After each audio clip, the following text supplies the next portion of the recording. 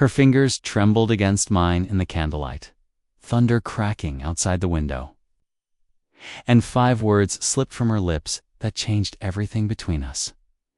I can still feel the weight of that moment, how the air in the room seemed to vanish when my stepmom Nora whispered, "I wish I met you before your father." The confession hung between us like lightning suspended in the night sky. It wasn't supposed to happen this way. Before that storm-filled evening, we were just 2 people trying to navigate the awkward dance of a new family. Before her confession, I was simply a son mourning my mother while adjusting to Dad's younger wife. Before everything shattered, I thought I understood the boundaries of love and loyalty. The power had gone out hours earlier. Rain lashed against the windows with such fury it sounded like thousands of fingers tapping urgently to be let in. Wind howled through the eaves of our coastal home, making the old structure creak and moan like it shared our secrets.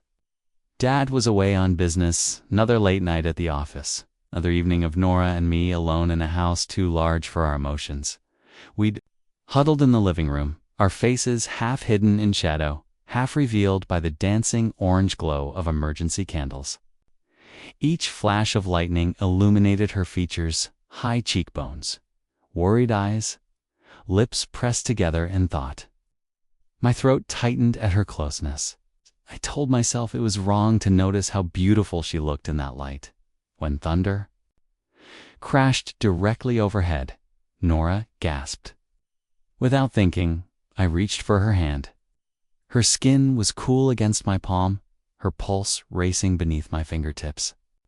Something electric passed between us that had nothing to do with the storm.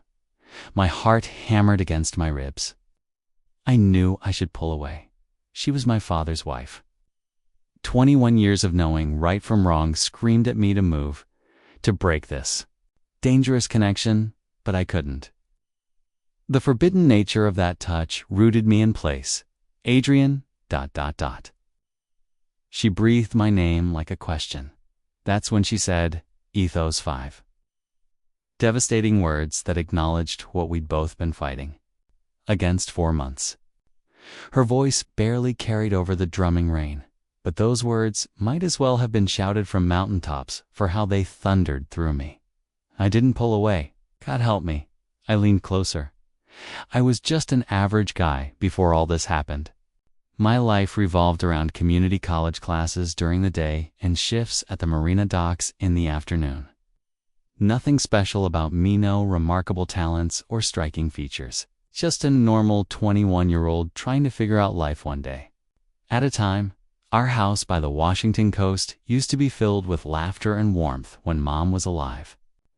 Her voice would bounce off the walls as she sang along to her favorite songs while cooking dinner. Dad would come home from work, plant a kiss on her cheek, and ask about my day with genuine interest. We were happy then, perfectly, ordinarily. Happy, but cancer doesn't care about happy families. Mom died in 2020, and our home transformed overnight. The rooms that once felt cozy now stretched out, empty and cold. Dad and I moved around each other like ghosts, careful not to disturb the silence that had settled over everything. Dinner became a mechanical exercise, the scrape of forks against plates, the occasional pass, the salt, the clock ticking loudly on the wall. How was school? Dad would ask, eyes fixed on his plate. Fine, I'd answer. End of conversation. After dinner, he'd retreat to his office while I escaped to my room. Sometimes I'd hear him crying through the wall-muffled sobs he thought I couldn't. Here, I never mentioned it. Neither did he.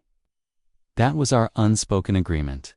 We would each carry our grief alone. For 3 years, we lived in this half-life. I watched Dad's hair gray at the temples. I noticed how the lines around his eyes deepened. Work became his refuge, longer hours, more business trips, less time in a house that reminded him of everything he lost. Then came the day he told me about Nora. I've met someone, he said over breakfast, his coffee untouched. Her name is Nora. She works in marketing at the firm. I nodded, keeping my eyes on my cereal. She's younger than me, he continued, uncomfortable. Okay. But she makes me feel alive again, Adrian. I haven't felt that way in a long time. 3 months later, they were married. No big ceremony, just a courthouse wedding with me as the witness. Dad looked happier than he had in years. Nora looked nervous, but determined, her hand steady in his. I hated her at first, not because of anything she did, but because of what she represented, the official end of any fantasy that Mom might somehow come back. Nora was 30, closer to my age than Dad's. She was beautiful in a quiet way, with dark hair that fell past her shoulders and eyes that seemed to notice everything. She moved into our house with 2 suitcases and a box of books. I don't want to change anything that matters to you, she told me on her first night there. This is your home. I'm just grateful to be welcomed into it. I didn't feel welcoming, but I nodded anyway. The first few weeks were awkward. Nora tried too hard, cooking elaborate meals, asking too many questions, smiling too brightly. I gave one-word answers and escaped whenever possible. Dad seemed oblivious to the tension, just happy to have life in the house again. Then came Mom's birthday. I woke up that morning with a heaviness in my chest, knowing Dad would pretend it was just another day. He always avoided any mention of anniversaries or special dates. It's too painful, I guess. When I came downstairs, I smelled something familiar: carrot cake. It's Mom's favorite. Nora stood in the kitchen, flour dusting her cheek, a small cake cooling on the counter. I hope this is okay, she said quietly. Your dad mentioned once that she loved carrot cake. I thought maybe we could remember her today. My throat tightened. How did you know it was her birthday? I saw a card you keep on your desk. I'm sorry if I overstepped. That night, the 3 of us sat at the table with a single candle lit in the center. Looked uncomfortable at first, but when Nora asked me to share a memory of Mom, something shifted. I told the story of Mom teaching me to swim, how patient she'd been, how she'd made me feel brave. Dad smiled, a real smile that reached his eyes, and added his own memory for the first time. Nora didn't feel like an intruder. She wasn't trying to replace Mom. She was helping us remember her. After that night, the ice between us began to thaw. I noticed how she kept Mom's photo albums neatly arranged on the bookshelf, how she used Mom's old gardening tools to tend the flower beds Mom had planted, how she never sat in Mom's favorite chair, leaving it empty like a quiet tribute. Little by little, Nora brought life back into our home without erasing what came before. And little by little, I found myself grateful for her presence instead of resentful. I just never expected gratitude to evolve into something else entirely. Dad's business trips became more frequent about 6 months after the wedding. The Seattle office needs restructuring, he'd explain, packing his overnight bag. I'll be back Thursday. Sometimes Thursday became Friday, then the weekend. Nora never complained, just nodded and packed him lunches for the road. Those absences left Nora and me alone in the house for days at a stretch. At first, we maintained polite distance, she in the living room with a book, me in my room with headphones. But slowly, almost imperceptibly, the space between us began to shrink. It started with small things: Nora leaving a cup of tea outside my door when I was studying late, me offering to help her carry groceries from the car, brief conversations about my classes or her day at work. You're good with your hands, she remarked one evening, watching me fix the kitchen sink. Your mom must have been proud of you. The casual mention of Mom, not awkward or forced, made me look at Nora differently. Most people avoided talking about Mom around me, as if her name might break me. Nora spoke of her naturally, keeping her memory present. She taught me, actually. Mom could fix anything. I smiled at the memory. Dad was hopeless with tools. Nora laughed, a bright sound that filled the kitchen. He still is. Last week, he tried to hang a picture and put 5 holes in the wall. We fell into a rhythm on those evenings alone. Cooking dinner together, watching movies, talking about everything and nothing. I learned that Nora had grown up in foster care, bouncing between homes. That she'd worked 3 jobs to put herself through college. That she loved thunderstorms and hated olives. I found myself looking forward to Dad's trips, a thought that brought immediate guilt. One Tuesday night, about 2 months into this new normal, I couldn't sleep. The house was quiet except for the faint sound of ... crying. Following the muffled sobs, I found myself outside the den. The door was cracked open, a sliver of light spilling into the hallway. Nora sat curled on the window seat, her shaved shoulders shaking with silent tears. The moonlight caught the wetness on her cheeks. I knocked gently. "Nora, are you okay?" She startled, quickly wiping her face. "Hadrian, I'm fine." Just her voice broke. Just being silly. I hesitated in the doorway, unsure whether to stay or go. Something in her expression, so vulnerable, so familiar in its loneliness, drew me in. I sat beside her on the window seat, careful to leave space between us. "You're not silly," I said quietly. "What's wrong?" She looked down at her hands, twisting her wedding ring. "Do you ever feel like you're playing a part in someone else's story? Like you're trying so hard to fit into a space that wasn't made for you?" The question hung in the air between us. "Sometimes I think your father married the idea of me, not the actual me," she continued, her voice barely above a whisper. "He needed someone to make the house feel alive again, to cook dinners and smile at his colleagues. But I don't think he sees me, not really." I'd never heard her speak so honestly before. The fragility in her voice made my chest ache.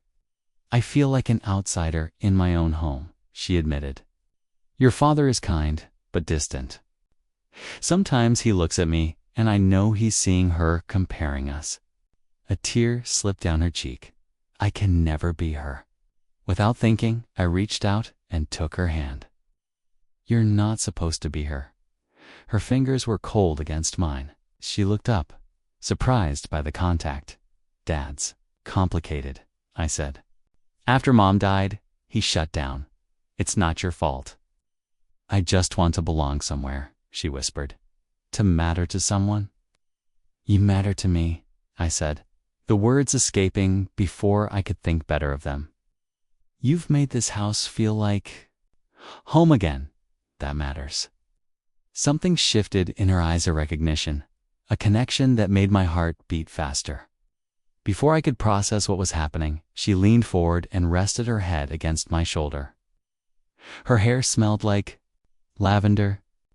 I froze for a moment, then slowly wrapped an arm around her. We sat like that for what felt like hours. The moonlight painting silver across the floor, her tears dampening my t-shirt. There was comfort in that embrace and something else. Something I wasn't ready to name. When she finally pulled away, her eyes met mine with a new awareness. Neither of us spoke of what had transpired, but from that night forward, something fundamental had changed between us. Dad came home 2 days later, bringing presents and stories from Seattle. Nora smiled and asked all the right questions. I made the appropriate comments. But beneath that normal family dinner, an invisible current had formed a secret understanding that only Nora and I shared. Over the following weeks, we found ourselves gravitating toward each other in small, almost unconscious ways. Our hands would brush when passing dishes at dinner. Our eyes would meet across the room during movie night, holding for a beat too long. We'd find reasons to be in the same room, me suddenly needing a book from the shelf where she was dusting, Kate deciding to fold laundry near where I was studying. Each moment of connection was innocent on its own, a smile here, A shared joke there, but together they formed something dangerous and intoxicating. We never acknowledged it aloud. To name it would make it real, and neither of us was ready for that. Reality then came the day I found her in Mom's garden, kneeling among the roses Mom had planted years ago. The flowers had nearly died after Mom passed. Neither Dad nor I had her green thumb, but Nora had coaxed them back to life. She wore old jeans and a faded t-shirt, dirt smudged across her forehead, completely absorbed in her task. She would have loved seeing them bloom again, I said, startling her. Nora looked up, shielding her eyes from the sun. I talk to her sometimes, while I'm out here. Is that strange? I shook my head, throat tight with emotion. What do you tell her? That I'm taking care of her boys? She stood, brushing dirt from her knees. That I hope she doesn't mind me being here. She wouldn't mind, I said softly. She'd be glad we're not alone. Nora stepped closer, her eyes searching mine. Are you glad, I mean? The question contained multitudes. My answer would too. Yes, I whispered, the word hanging between us like a confession. A strand of hair had fallen across her cheek. Without thinking, I reached up and tucked it behind her ear. My fingers lingered against her skin, and she drew in a sharp breath. The moment stretched, charged with possibility and danger. Then the sound of a car door slamming broke the spell. Dad, home early from work. We jumped apart, guilt coloring our faces. That night, lying awake in bed, I finally admitted to myself what I'd been fighting for weeks. I was falling for my father's wife. And judging by the look in her eyes in the garden, she might be falling, too. The thought terrified me. And, God help me, it thrilled me too. The storm hit on a Friday night in November. Dad had left that morning for a weekend conference in Portland, leaving Nora and me alone for 2 days. We'd been careful all day, keeping to separate rooms, limiting conversation to necessary topics. Both of us understood that something was building between us, something that needed distance, not proximity. I was in my room when the wind picked up, rattling the windows and bending the trees outside. Rain began to pound against the glass like angry fists. The weather app on my phone flashed warnings: severe thunderstorm, possible flooding. Power outages likely. At 8:43 p.m., the lights flickered once, twice, then died completely. Darkness swallowed the house, broken only by occasional flashes of lightning that illuminated my room in harsh, blue-white bursts. I heard Nora moving downstairs, the beam of her phone flashlight bouncing off the walls. Grabbing my own phone for light, I made my way down to find her. She was in the kitchen, arranging candles on the counter. Her hair was pulled back in a messy bun, loose strands framing her face. She wore flannel pajama pants and an oversized sweater that slipped off one shoulder. My chest tightened at the sight of her. Power company says it could be hours, she said, not quite meeting my eyes. I found these emergency candles in the garage. I helped her light them, our movements careful and choreographed to avoid touching. We placed candles around the living room, creating pools of warm light in the darkness. Outside, the storm raged. Rain lashed against the windows with such force I worried the glass might break. Thunder cracked overhead, making the house tremble. Should we check for leaks? Nora asked, hugging herself against the chill that was already seeping into the house. Without the heat running? I nodded, grateful for a task to focus on. We moved through the rooms, checking windows and the ceiling for any signs of water. In the upstairs hallway, a steady drip had formed near the attic access. I'll get a bucket, Nora said, turning too quickly. Her foot caught on the edge of the runner, and she stumbled.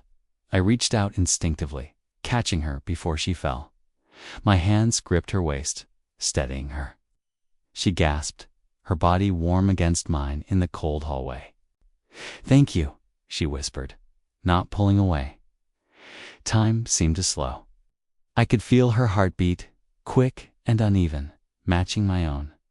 Her eyes lifted to mine, dark and questioning in the dim light of our phone flashlights. A deafening crack of thunder broke the moment. Nora jumped, and I released her, both of us laughing nervously at our startle. "Let's go back downstairs," I suggested. My voice rougher than I intended, in the living room. We settled on opposite ends of the couch, a throw blanket between us like a boundary line. The candles cast dancing shadows across the walls. Wind howled around the eaves, and rain continued its relentless assault on the windows. "At least we have candles," Nora said, attempting normalcy, "and the storm should pass by morning." I nodded, watching the light play across her features.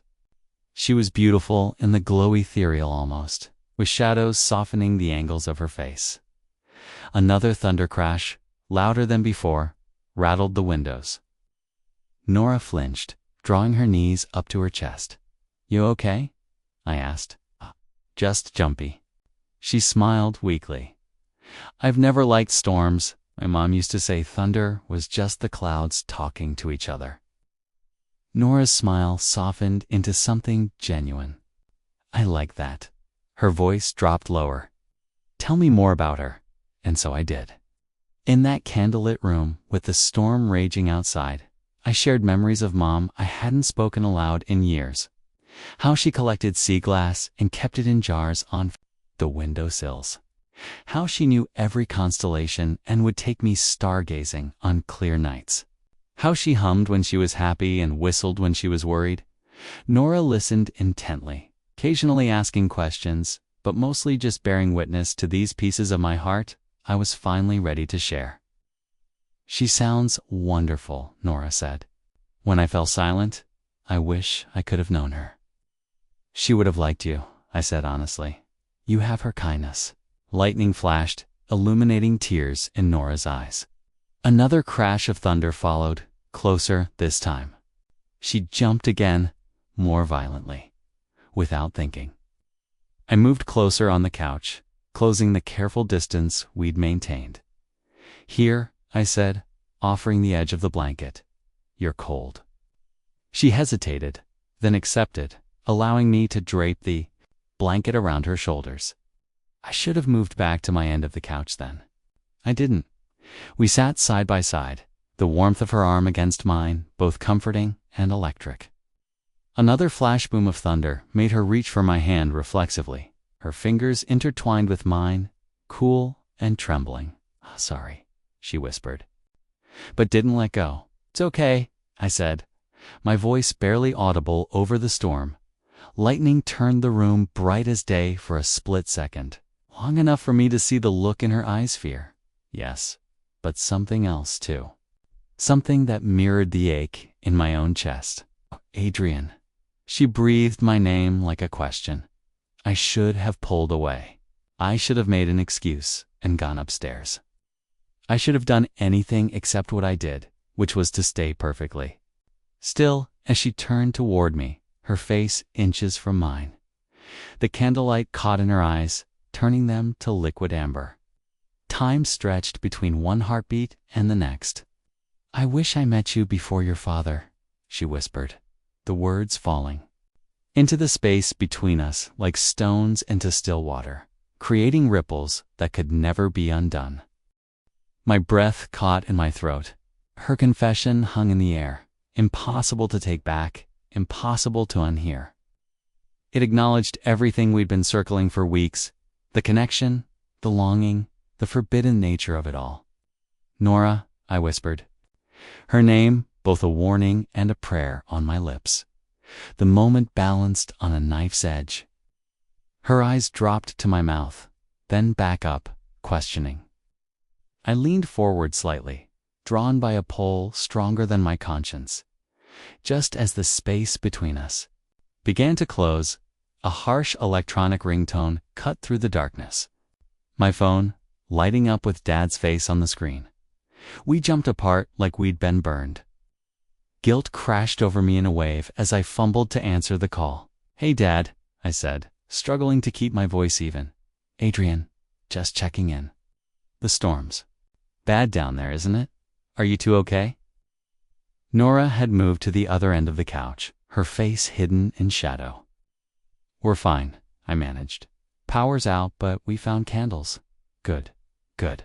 Tell Nora not to worry.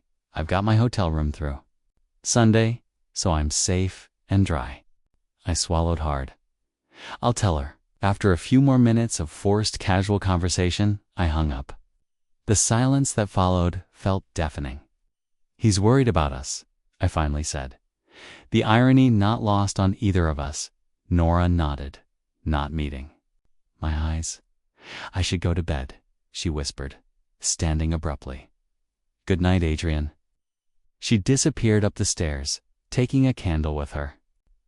I sat alone in the dimmed light, my father's voice still echoing in my ears.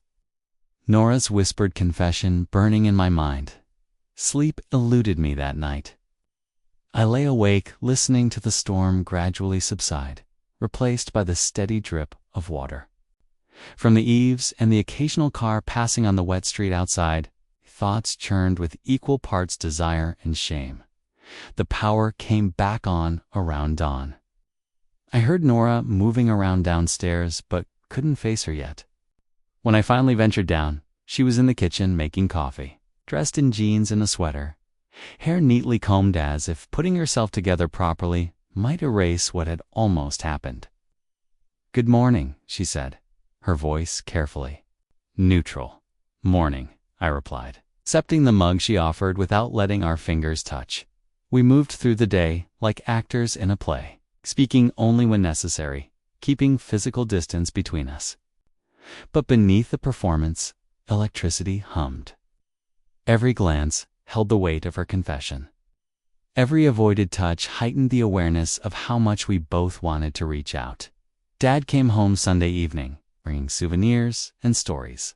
From Portland, we gathered around the dinner table, the perfect family portrait. Nora asked about his conference. He mentioned the storm damage. Dad talked about a new client. Normal, safe, yet under the table, my hands shook, across from me. Nora's smile never quite reached her eyes. A week passed in this careful dance. Then another. We maintained our roles when Dad was home. When he wasn't. We maintained distance and mutual understanding that proximity was too dangerous, until one evening, when that careful system broke. Dad had gone to bed early with a headache, leaving Nora and me to clean up after dinner. We worked in silence, me washing dishes, her drying. The kitchen was warm and small, making it impossible not to brush against each other occasionally. After the fifth or sixth accidental touch, I set down a plate and sighed. I'm sorry about that night, I said quietly, not looking at her. During the storm, I shouldn't have. Don't, she interrupted, her voice pained. Please don't apologize. I turned to face her then. She stood, clutching a dish towel, her knuckles white. Nothing happened, she continued, eyes fixed on the floor. Nothing can happen. He's your father. He's my husband. I know, we have to forget it. Can you? I asked. The question raw and honest. Her eyes lifted to mine, and the truth was written plainly across her face. No, she couldn't forget any more than I could. Nora, I said softly, stepping closer, breaking our unspoken rule. We can't, she whispered, but she didn't move away. My hand rose of its own accord, cupping her cheek. She closed her eyes, leaning into the touch, despite herself. Tears slipped down her face, and I brushed it away with my thumb. This is wrong, she breathed, even as she turned her face to press a kiss against my palm. The gesture undid me. I leaned forward, my forehead touching hers. We stood frozen in that almost embrace, breathing the same air, hovering on the precipice of something that could destroy us all. Adrian, she whispered. My name, a plea. Whether she was asking me to stop or continue, I couldn't tell. Tilted my chin down, our lips a breath apart. A creak from the stairs made us jump apart. Footsteps, Dad, coming down for water or medicine. Nora turned quickly to the sink, plunging her hands into the soapy water. I grabbed a plate and began drying it. Heart pounding. Dad appeared in the doorway, hair rumpled from sleep, still cleaning. Up, he asked, oblivious to what he'd interrupted. Almost done, Nora said, her voice admirably steady. He nodded, got a glass of water, and returned upstairs, leaving us in a silence heavy with what had almost happened. "Good night, Adrian," Nora said firmly, placing the dish towel on the counter and walking away without looking back. That night marked a turning point. We began avoiding being alone together entirely. If Dad wasn't home, Nora would go out too. The store, the library, anywhere. I picked up extra shifts at the marina. We built walls between us, recognizing that our self-control had limits. But walls, I was learning, have a way of crumbling when emotions run too deep. The day everything fell apart started normally enough. Dad mentioned over breakfast that he had meetings until 7. Nora said she'd be at her book club. I had classes until 4, then planned to study at the library. 3 separate lives carefully orbiting each other, maintaining safe distances. But at 3 o'clock, my last professor canceled class. I came home to an empty house, or so I thought. Dropping my backpack in the hallway, I headed for the kitchen and stopped at the sound of soft crying coming from the living room. Nora sat on the couch, photo album open on her lap. Mom's photos. She looked up when I entered, her eyes red-rimmed. "Adrian?" "I didn't your class." She wiped hastily at her cheeks. "Canceled?" I explained, standing awkwardly in the doorway. "Are you okay?" She gestured to the album. I was cleaning the bookshelf and found this. I shouldn't have opened it, but her voice broke. "Your mother looks so happy in these pictures. The way she's looking at your father, at you." I crossed the room and sat beside her, keeping a careful distance. The album showed photos from a beach trip when I was about 12. Mom laughing as waves crashed around her knees. Dad with his arm around her waist, looking at her like she hung the moon. She was happy, I said softly. We all were. "I'll never have that," Nora whispered, a fresh tear sliding down her cheek. The way he looked at her, he's never once looked at me that way. The pain in her voice broke something in me. Without thinking, I moved closer and put my arm around her shoulders. She stiffened briefly, then melted against me, her head finding the hollow of my shoulder as if it belonged there. "I'm so tired of pretending," she breathed against my shirt, smiling and playing house when I feel so hollow inside. My arms tightened around her, pressed my cheek against her hair, breathing in the familiar scent of her shampoo. "I know," I murmured. "I'm tired too." She pulled back slightly to look at me, her face inches from mine. Something shifted in her eyes' resignation, giving way to a flash of courage or recklessness. Her hand came up to touch my face, fingers tracing the line of my jaw with a tenderness that made my heart ache. "We shouldn't," I whispered, even as I leaned into her touch. "I know," she said, but neither of us moved away. Time suspended as we hovered in that moment of choice. All the weeks of fighting this, of maintaining boundaries, of doing the right thing, and yet here we were, drawn together like magnets, despite every reason to resist. What happened next came with the force of a thunderclap. "What on earth is going on here?" Dad's voice, sharp, shocked, angry, cut through the room. He stood in the doorway, briefcase still in hand, face pale with disbelief. Nora and I sprang apart, but it was too late. Whatever he'd seen her hand on my face, our bodies leaning toward each other, the naked emotion in our eyes was enough. "Victor." Nora stood, her voice trembling. "You're home early, clearly," he said, his tone icy. "Would someone like to explain what I just walked in on?" I rose to my feet, heart hammering. "Dad, it's not what it looks like. He cut me off, anger building behind his words. Because what it looks like, Adrian, is my son and my wife in an embrace that no stepson and stepmother should ever share. The photo album slid from the couch, hitting the floor with a thud. Mom's smiling face looked up at us from a scattered page witness to the betrayal unfolding in the home she'd made. We were just talking, Nora attempted, but her voice lacked conviction. Dad set his briefcase down with deliberate care. Do you think I'm blind or just stupid? He looked between us, hurt, bleeding through his anger. How long has this been going on? Nothing's going on, I insisted, though the lie tasted bitter. Don't lie to me. Dad's fist came down on the side table, making us both jump. I've seen the way you look at each other. I told myself I was imagining things that no son of mine would. He broke off, running a hand through his hair. Gosh, that my wife wouldn't? Nora stepped forward, tears streaming freely now. Victor, please, we wouldn't. Wouldn't what, Nora? Dad's voice dropped dangerously low. Wouldn't betray me? Wouldn't act on whatever this is? He gestured between us, 'cause the look I just saw on both your faces tells me a different story. I'd never seen my father so hurt, so angry. The man who'd buried his emotions for years after Mom died now stood before us raw and exposed, its pain palpable in the air between us. Dad, I tried again, my voice breaking. I'm sorry. We didn't mean for this to happen. Didn't mean for what to happen, exactly. He fixed me with a stare that made me feel like a child again. Tell me, Adrian.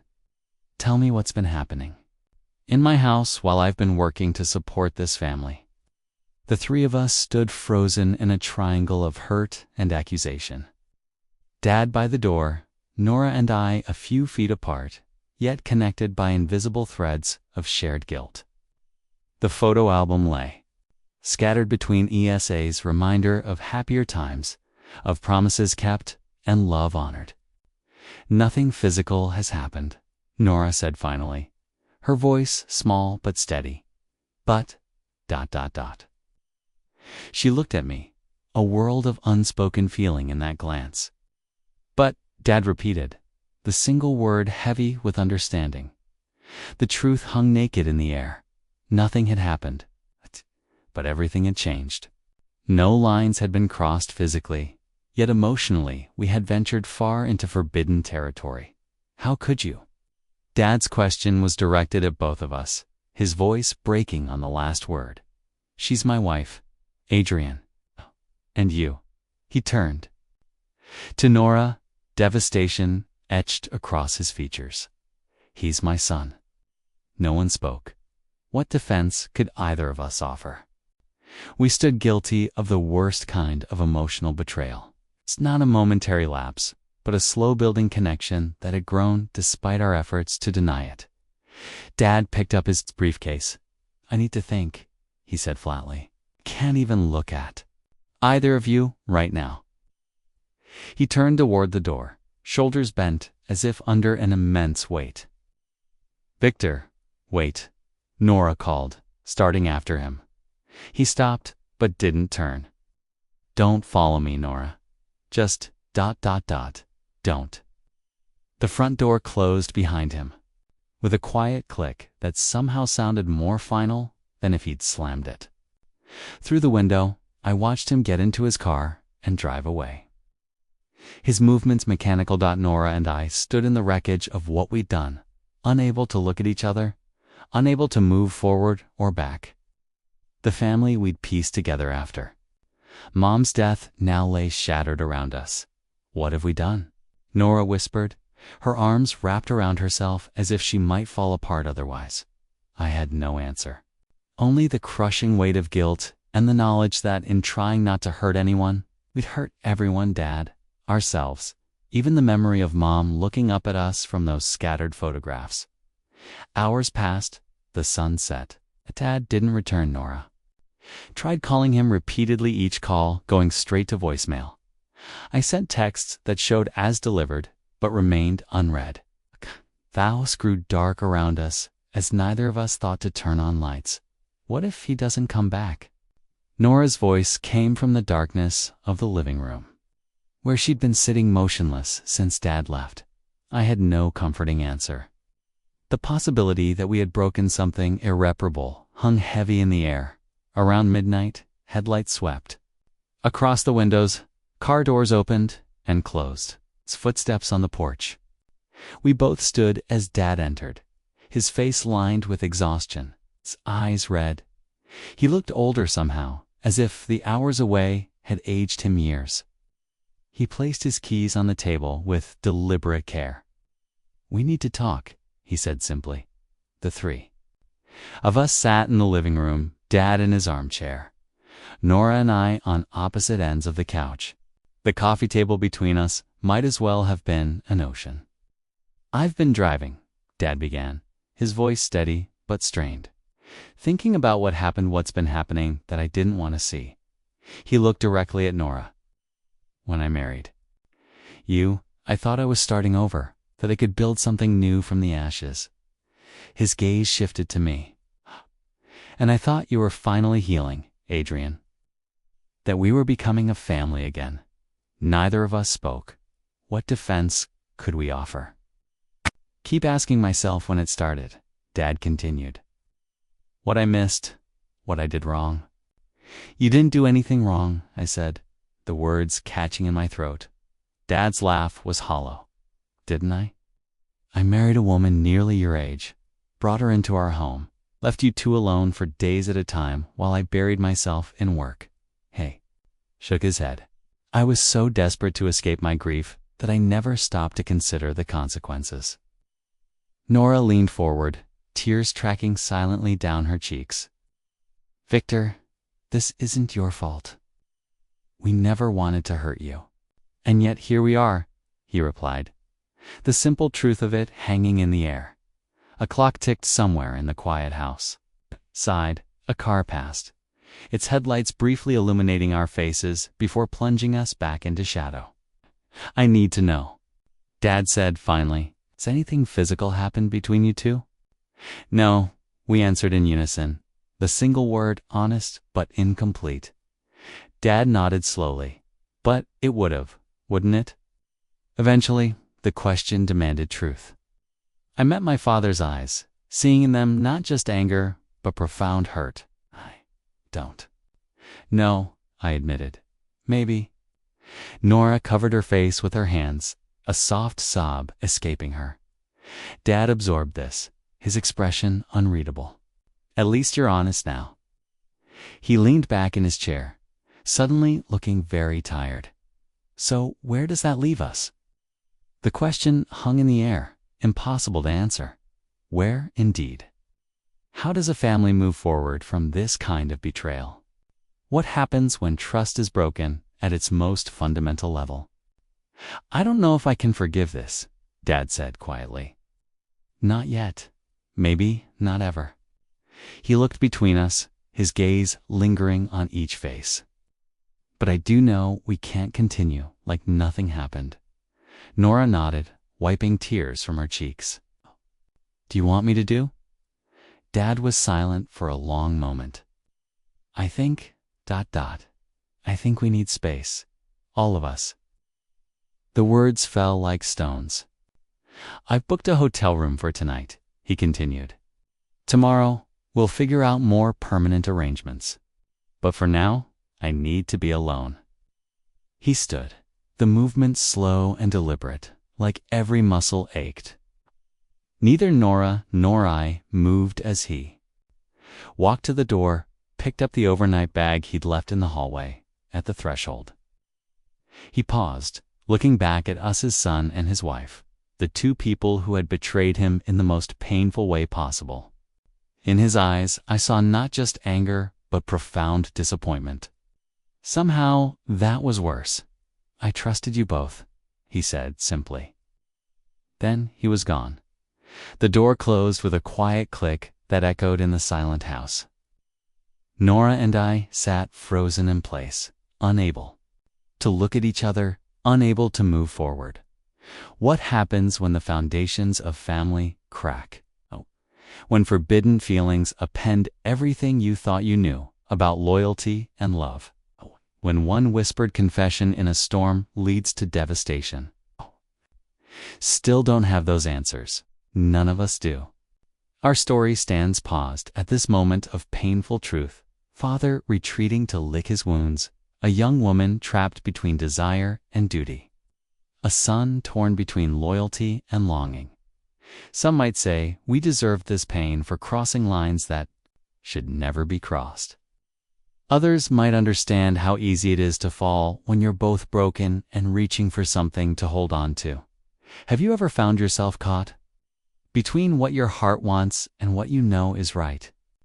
Have you stood at that precipice, knowing the step forward could destroy everything, yet feeling pulled toward it anyway? The hardest part isn't the confrontation, it's living with the aftermath. It's waking up each morning knowing you've hurt someone who trusted you. It's catching a glimpse of happiness and wondering if you deserve it. If you've ever walked this difficult path, leave a comment below. Your story matters too. Subscribe to hear what happens next in our journey. My father. Find a way to forgive. Will Nora and I find the strength to honor boundaries? Or will we surrender to feelings we can no longer deny? The choices we make now will define us all.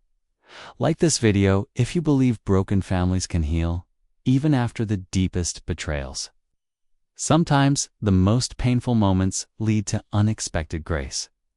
Our story isn't over. It's just suspended in this moment of truth, waiting for the next chapter to unfold.